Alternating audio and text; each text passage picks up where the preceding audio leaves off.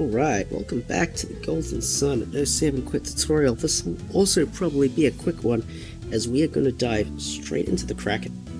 Kraken is the single largest run killer in the run. 1 in 6 runs will die to the Kraken. There's nothing you can do about it. He's basically a big old meanie, big jerk, and we do everything in our power to make the fight as good as possible, but unfortunately there is only one strategy to defeat the Kraken in an efficient manner. That strategy has a risk associated to it. We'll get to that in a bit. Well, let's crack on through and get to the Kraken. So we've just defeated the Manticore. I'm starting the video here because we have a bunch of Gen in recovery, and I want to highlight how we can get these Gen back. Don't worry too much about the damage on people right now. We'll cast Reveal, we'll walk through here. Notice how the encounter is not ticking up in this cave. It turns out encounters you don't get them in this cave. So what we should do is, before we leave the cave, generate an extra tick of Gen recovery, and then leave the cave. By the time we get up to here, because we're going to get Vine, we'll get all 3 Gen recoveries back, and we can safely stand by everybody, heal people up with Mia, and away we go. Now I have here that Vine is a jerk. And the reason that Vine is a jerk is that he doesn't like to appear very often, and when he does like to appear, he likes to run away. It's just a little bit of a problem. We don't know why Vine is so unlikely to appear when Corona and Hail, who we haven't encountered yet but it's later on, turn up relatively often. I have a theory, and I'd like to share that theory with you real quick. So here is the world map according to Golden Sun The Lost Age. Now, in Golden Sun The Lost Age, this is basically the Golden Sun 1 world map just enlarged a little bit. So let's zoom in on where we are at the moment. We are about here.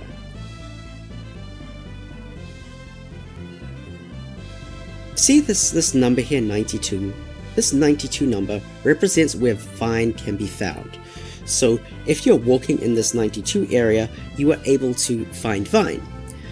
The thing that is unique to Vine between Vine, Corona, and Hail is that Vine is found in 3 locations instead of 2. So we can get Vine in this location. We can get Vine up the top here. And in fact, if we go across here far enough, you can even get Vine in this location here, which is just to the west of Lama Temple, obviously on the other side of the mountain, so we can't get there, but point being, Vine can be found in 3 different locations. Contrast this to Corona, who is just over here, we'll go down a bit. Where are you, Corona?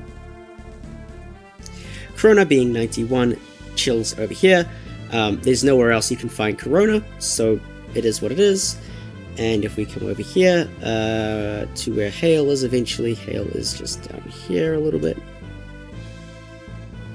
Hail is 93, and it can be found all through this region. So our theory is that because Vine is split across 3 separate distinct regions, that someone messed up and thirded the chance that Vine turns up. But that's just conjecture. So it is what it is. Alright, let's crack on back into it now that we've done that little departure. So the setup for Vine is basically, we want to use Thor, but Thor isn't quite strong enough to kill Vine outright. We need a little bit of help. So that either means we use Thor with Ivan and attack with Isaac, or Thor with anybody and Plasma with Ivan. So that's what we're going to do. I like the Plasma method, but again, runner's choice. So we're just going to run around in this forest here, try and get Vine to show up. He didn't show up. You shouldn't run from these encounters. You should fight them. You can use Thor to blow them up. Thor is probably your most effective way of dealing with them. If you have one enemy, you can get away with a Procny, but generally you're going to have to use Thor. If you use Thor, make sure you step out of the forest, recover a set of Gen, and pop back into the forest. Here he is. Here's Vine. So to clear Vine, I'm going to use Thor. I'm going to defend. I'm going to use Plasma. Good, he didn't run, that's fine. I think my record here for not getting Vine was like 3 minutes of searching. So Vine here is actually a run killer, because he just takes forever to show up. Hopefully you get it first try, if not second try. But just be prepared that Vine is an absolute arsehole of a Jin. Okay. So coming back to the theme of putting yourself in a position to capitalize on good RNG, make sure that on the way back you enter this cave and exit the cave on the way back. So now I've reset my encounter by going in and out. I've also recovered all my Jupiter Jin, and away we go. Ideally we only get one encounter on the way to Kalay, but usually you get two. So for any encounter at this point, your primary weapon is going to be Judgment. You can use Thor, but Judgment is probably better. Judgment is faster. Whoops, I forgot to do one thing. Shoutouts to me doing a tutorial and forgetting to do something. The one thing I forgot to do, I got too excited about talking about Jin and whatnot, is to move the Elven shirt back to Ivan. Move the Elven shirt to Ivan, rather. Ivan absolutely needs the Elven shirt for the boat sequence. We'll highlight this a little bit as well. And it will also help him outspeed all of the enemies in this part of the world as well, including Vine, so that's kind of nice. Anyway, that's that. Welcome to Kalay. In Kalay, we've got to do some shopping. In order to secure the fast kill on the Kraken, Garrett needs a little bit more attack. Now, this attack can come from two places. The first place was the Vulcan Axe. We skipped that because it was slow. So because we don't get the Vulcan Axe, we need to find some way of making up that damage. The way we do that is by getting the Great Axe. So we buy the Great Axe, stick it on Garrett, sell that, pick up the game ticket. It is 2 frames faster to accept the game ticket than to say no, so use that to your advantage. Next person along here, we're going to go to the artifact section and we're going to go buy this Water of Life. This Water of Life is the one that we originally sold back in Bilibin, so we're actually kind of picking up the thing we sold a long time ago. That's it. That's all the shopping we're going to do. There are some optional shopping trips that we can take, but we'll get there. But we'll cover that when we get there. Talk to this guy. You can talk to him from quite a distance. That's going to set up the cutscene, so when we leave, people will try and to leave. We got to get Scorch. Scorch is in here. The only thing I'm going to point out here is that if you hotkey reveal, which is a valid choice in Lamkan Desert, we didn't talk about it, but you can reveal hotkey reveal. If you accidentally use reveal and then move, it is really laggy. Look at all that lag. Whereas if you don't have reveal up, there's way less lag. So just make sure if you accidentally use reveal that you cancel reveal before you use move. Now we're going to pick up Scorch. Hi Scorch, how you doing, bud?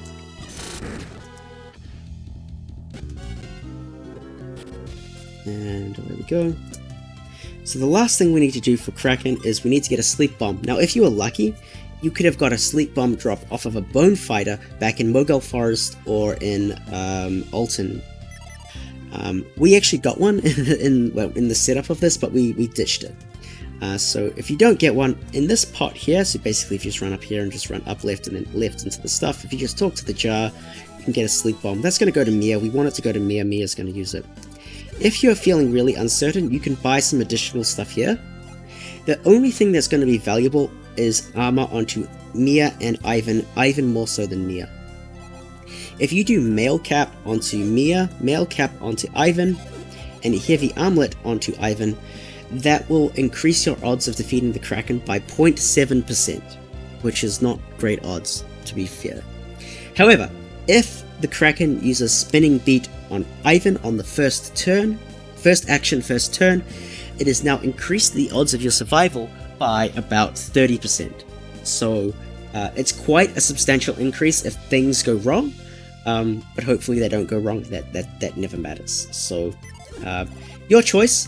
The only place that the armor is actually going to be useful is on Kraken, otherwise it's largely inconsequential. So do what you like, your choice. We're going to skip the armor, but you're more than welcome to buy it, especially if you're not, if you're still trying to get familiar with the run, just buy it. There's no reason why you shouldn't. 20 seconds to buy all the stuff here isn't going to make you miss a world record run, right? So buy it while you're still learning. When you start getting serious about attempts, this is a pretty easy way to save some time. Alright, so we'll get through this. Let's get through these cutscenes. Debug mode is a great thing. Leave through the left hand side, it's slightly faster, especially since we got the sleep bomb. and then into Kalay docks. Grab the ticket. If you are doing the additional shopping, make sure you leave 600 coins, otherwise you can't buy the ticket and then you look like an idiot. I did that once. I bought the stuff and then I was like, crap, I don't have enough money. Then I had to run back to Kalay and I just got really embarrassed and it was really bad. Alright, to trigger the boat cutscenes, you want to run this way. Don't run down left, run straight across the mast here, and that will trigger this cutscene. The game suggests that you need to run down here and kind of see this cutscene to progress. You don't need to do that. So forget about going down, just go straight up. Go in here and view this cutscene. This cutscene here is the trigger to put the anchor at the top of the mast. And so view that cutscene, then immediately climb up the mast. Once you get to the top of the mast, press A. Don't need to move at all. You can get the anchor charm. If you move, then it can get a little bit annoying, so just get to the top of the mast and hit A. Here is another instance where the instant fall glitch can be useful.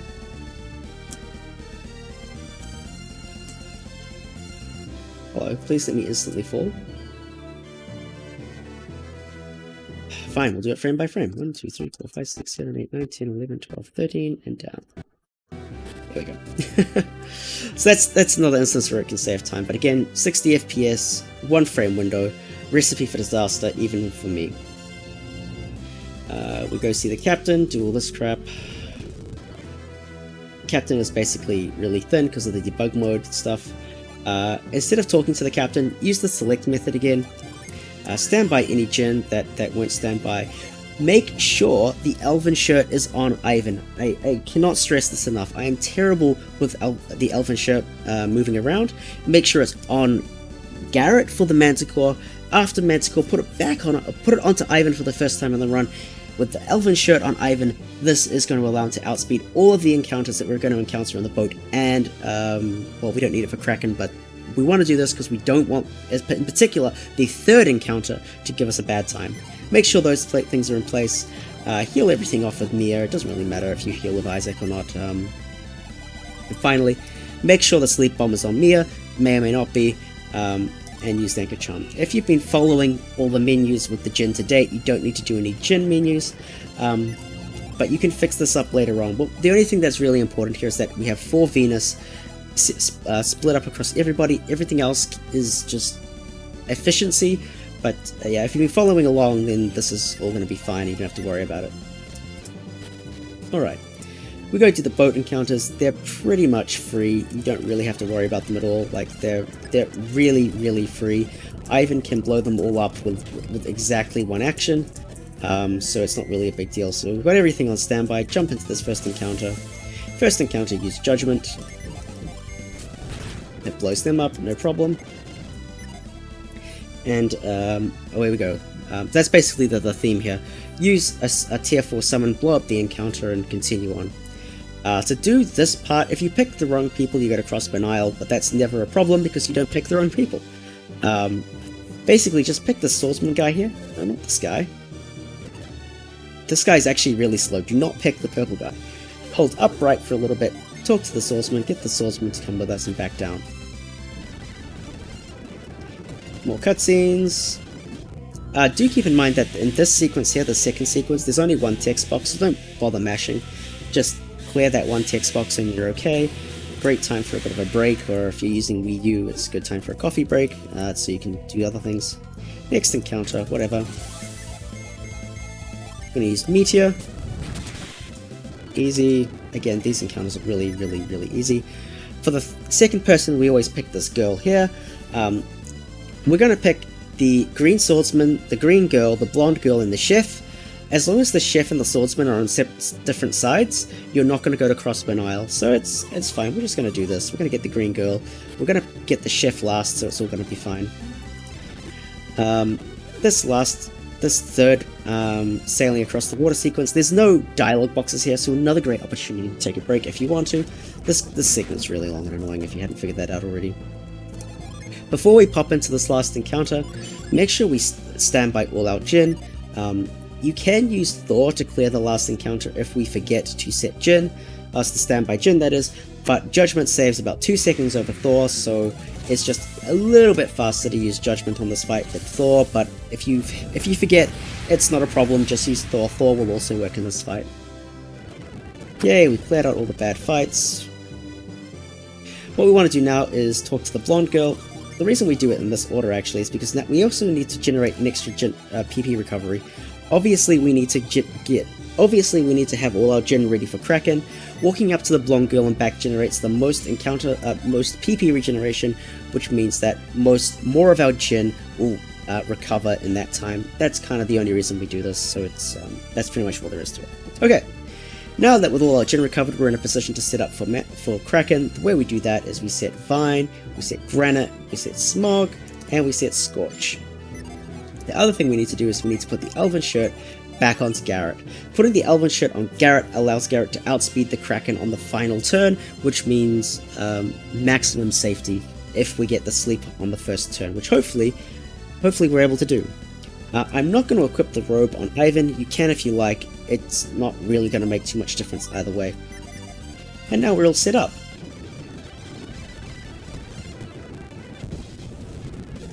Okay. Kraken time. So recall, if you're just tuning in now because you've skipped ahead, key points: Sleep Bomb on Mia, Elven Shirt on Garrett. This is your Jin setup. The strategy is, for the Kraken, proc Sleep. There is no other way to win this fight effectively because the Kraken is just absurdly dangerous at our levels. Okay, so to speak on that a little bit, let's talk about the sleep strategy. We need to incapacitate the Kraken. There are 2 ways to do that. We can use Sleep, we can use Scorch. We have a few mechanisms to put the Kraken to sleep. We have Sleep Bomb, Mist, and Sleep. Mist we're not going to use because it makes the strategy too slow to guarantee a quick kill if we get Sleep in a good position. So we're not using Mist, we are using the Sleep Bomb, we are using Sleep, we are using Scorch. Sleep Bomb and Scorch are about 30% likely to work, Sleep is about 50% likely to work. So we want to use Sleep as many times as possible with Ivan to try and put the Kraken to sleep. That is our best bet. Our backup plans are Scorch and the Sleep Bomb. Hopefully it doesn't come to that, but we'll see. If at the end of the second turn you haven't incapacitated the Kraken, well, unfortunately your run is probably dead. Try to dump as much damage into the Kraken as possible, but realistically speaking, you will die. The Kraken is just that scary. Anyway, let's get into the fight. So the first thing we're going to do is Vine. Vine is going to halve the agility of the Kraken, so functionally it acts the same as Zephyr, which doubles the party agility. Vine is slightly better, but that's not too important. Granite, we put Granite up because the Kraken is going to outspeed us on this turn, so he's going to get 2 actions off. Hopefully, they're not bad ones. Even through Granite, Ivan and Mia can die if they get targeted by spinning beat twice, or if they get targeted for other reasons, so ideally this that doesn't happen, but people can still die even through Granite. We have to use Scorch with Garrett for obvious reasons, and again we're maximizing the number of times we use Sleep, so we will use Sleep. Let's see what happens. Hey, we got the Sleep proc. So that's 50%, it's a coin flip. With all the different ways that we have Sleep that can incapacitate the Kraken, the strategy is about 84% successful. 16% of the time it won't be incapacitated, and that's basically 1 in 6 runs, so 1 in 6 runs will die. At this point, the notes will take over, and it's basically just summon rush this guy to death, which is relatively straightforward.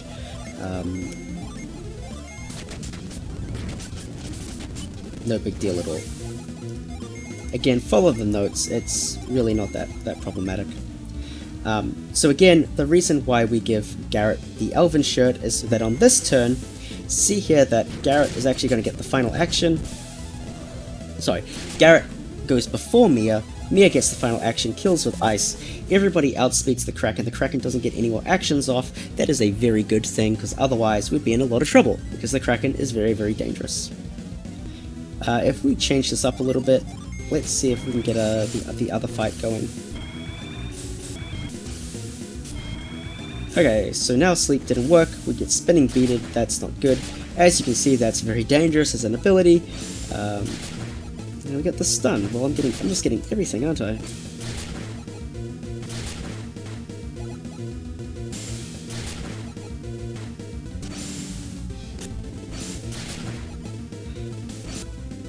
Can we not stun the Kraken, please? Okay, cool. Okay. So now the Kraken hasn't been incapacitated, now we have to do the second turn. So there is a method to win from this position as well, also in 3 actions, now in 4 actions instead of 3. From this position, you want to use your Sleep Bomb, you want to use Smog, you want to use Meteor, because we actually have to start putting damage into him, and use Sleep. So if the Sleep doesn't connect, well, it's kind of dicey, but it did, so that's good. Meteor and Sleep Bomb. The Sleep Bomb procced as well. Everything is proccing, my god. Again, I have seen runs survive purely because they use the Sleep Bomb, so I do think it's absolutely worth doing that. I've seen Bowie have many runs that have survived purely because he had that Sleep Bomb activated.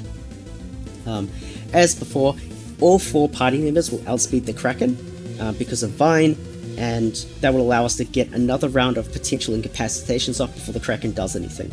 So as long as he's incapacitated, we don't have anything to worry about, and well, now we can just finish him off.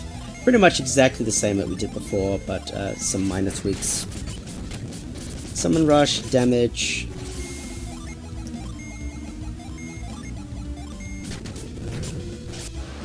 Yay, we did it, we killed the Kraken. So, key points here. Get sleep, get stun, be happy. Don't get those, be sad. Make sure that you have the Elven shirt on Garrett to make sure that you're not like randomly killed by the Kraken because of bad RNG. And make sure that make sure you have the weapon on Garrett, so the Great Axe on Garrett or the Vulcan Axe on Garrett. Otherwise, neither of these strategies will kill, and you will need to add additional damage before you get the kill. So that is it. That's the Kraken.